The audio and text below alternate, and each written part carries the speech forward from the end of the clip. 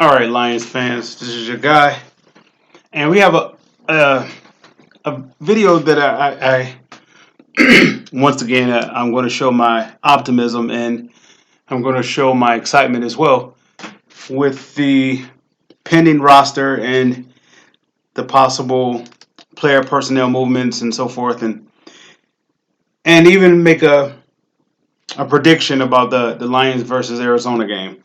I come out the gate with that prediction. The Lions going to win 35-17. Once again, the Lions going to win 35-17. Uh, the Arizona going to come out the gate. They're going to come out the gate putting 7 on the board.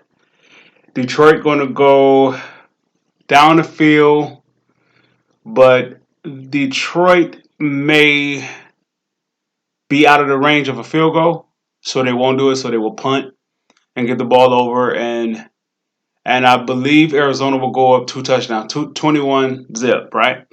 And by that time, Detroit will come down and they will score their first 7, and then they will go on a little run. By the halftime, they will go up they will be tied 14-14 going into the half.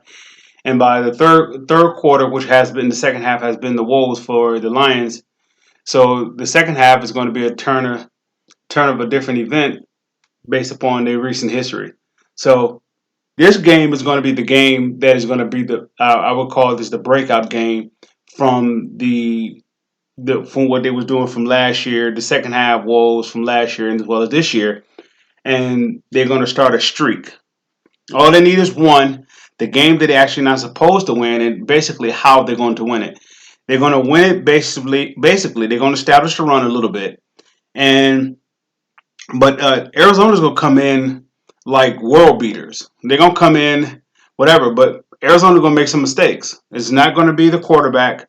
They're just going to make some mistakes, going to be some miscues and so forth. But Detroit may and may not capitalize this. They will. Let me say it this way: they will and they will not capitalize. Some they will, and some they will not.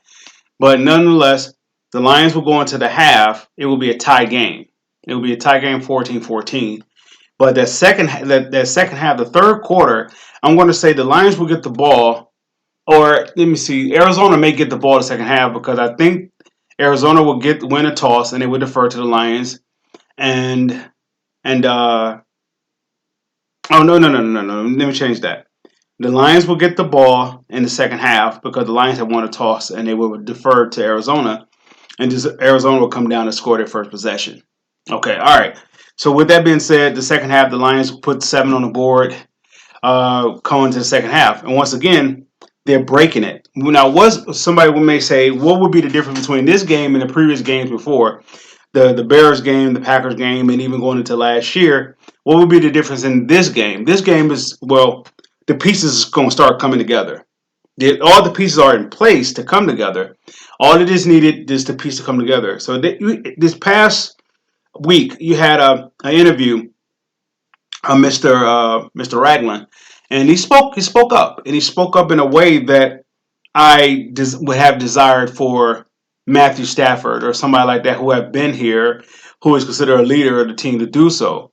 But that's not their characteristic. That's not how they how they made up and everything and so forth. He did it according to how he was. He wasn't doing it to be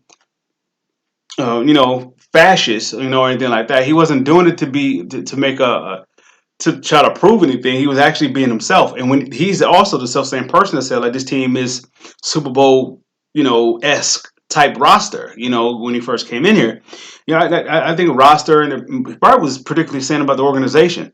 So even though the Lions going into the season 0-2 and losing 2 games in the division, they don't mean anything.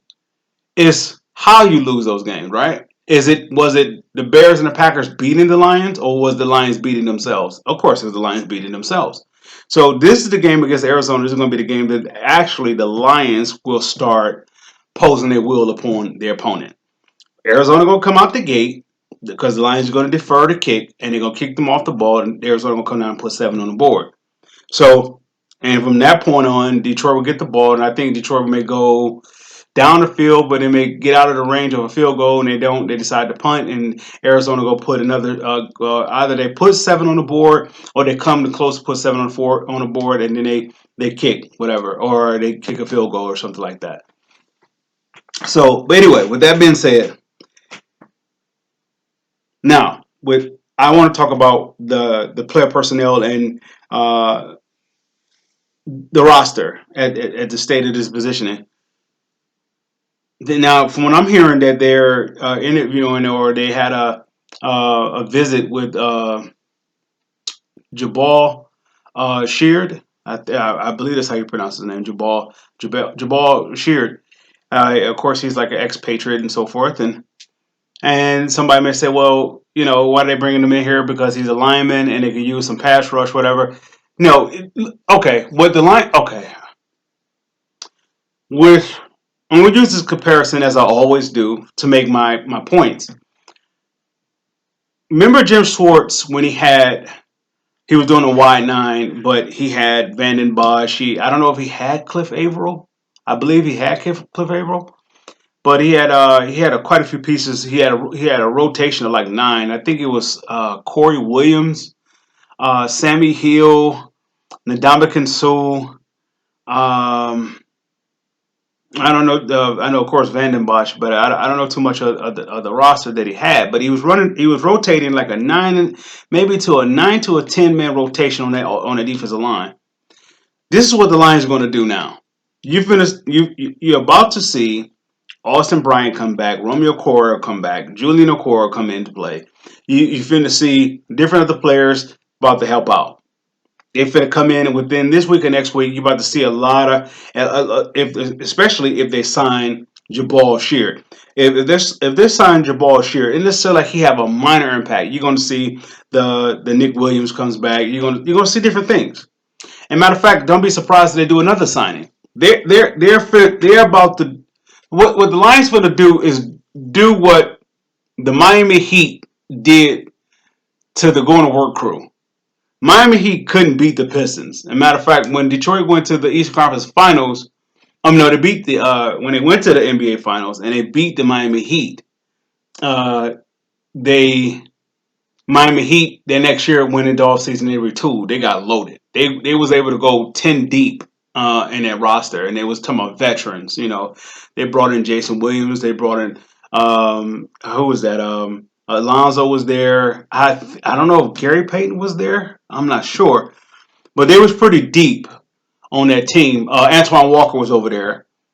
James Posey, he was there, and a few other guys. In other words, what I'm saying is, if you if you're gonna run Patricia's system, you're gonna have to flood it with defense. His defense is not based upon pass rush. It's based upon execution.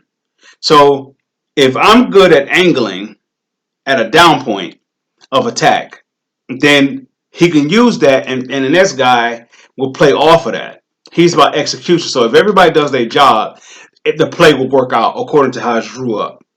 So the way the Lions roster structure as of now, they're down because of injuries and so forth. And then not just injuries, you really don't know what you have. You have a bunch of names per se, but it's limited in practice, limited in accountability, or you say camaraderie. There's limited in structuring. There's limiting in actually development as a team. There's very limited.